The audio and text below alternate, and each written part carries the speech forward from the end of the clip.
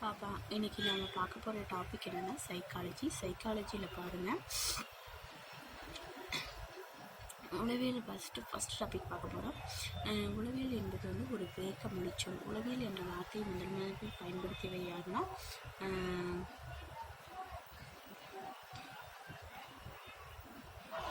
உளவியலின் தந்தை யாருன்னா William hunt. நவீன உளவியலின் தந்தை யாருன்னா சிக்மண்ட் ஃப்ராய்டு.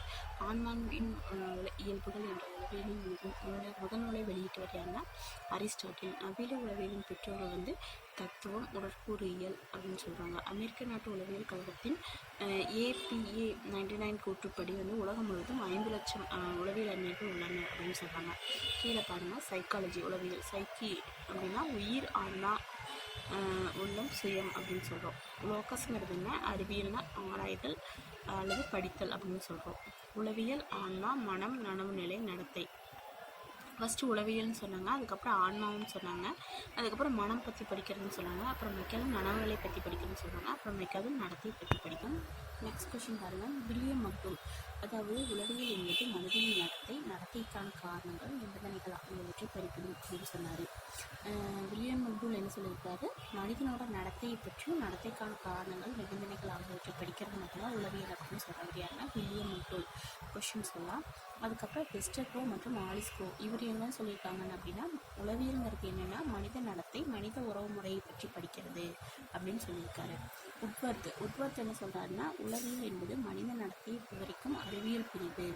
அதாவது பாருங்கள், மனிதனோட நடத்தை, மனிதனோட உறவு முறைகளை படிக்கிறது வந்து உளவியல் அப்படின்னு சொன்னவர் யாருன்னா வெஸ்டர்கோ மற்றும் ஆலிஸ்கோ. இதே மனித நடத்தையை விவரிக்கும் அறிவியல் பிரிவுன்னு சொன்னது யாருன்னா உட்வர்த். வாரன் டயட்டன். உளவியல் என்பது நடத்தைகளையும் அறிவுப்புல செயல்பாடுகளையும் விளக்கும் அறிவியல். உளவியல் PF ஸ்கின்னர் என்ன சொல்லியிருக்காங்கன்னா, உளவியல் என்பது மனித நடத்தையும் அனுபவங்களையும் விளக்கும் அறிவியல் அப்படின்னு சொல்லியிருக்காங்க. LF போரிங் என்ன சொல்லியிருக்காங்க? மனிதனின் இயற்கையை பற்றி ஆராய்வதே உளவியல் அப்படின்னு சொல்லியிருக்காங்க.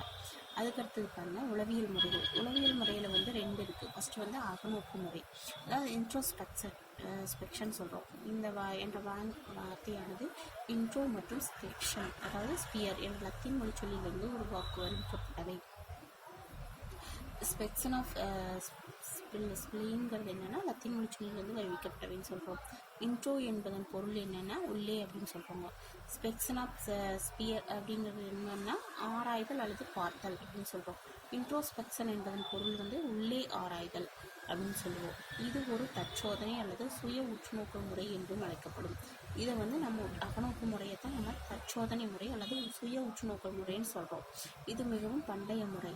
இங்கு மனமே ஆய்வுக்குளம். இம்முறையை பிரபலமாக்கியவர் யாருன்னா EB டிச்னர். அடுத்தது பாருங்கள், EB டிச்னர் வந்து மனம் அறிவுசார் இயக்கமுடையது அப்படின்னு சொன்னார்.